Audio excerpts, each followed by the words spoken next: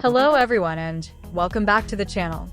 Today, I'm going to show you how to build a mini amplifier circuit using the legendary BC547 transistor.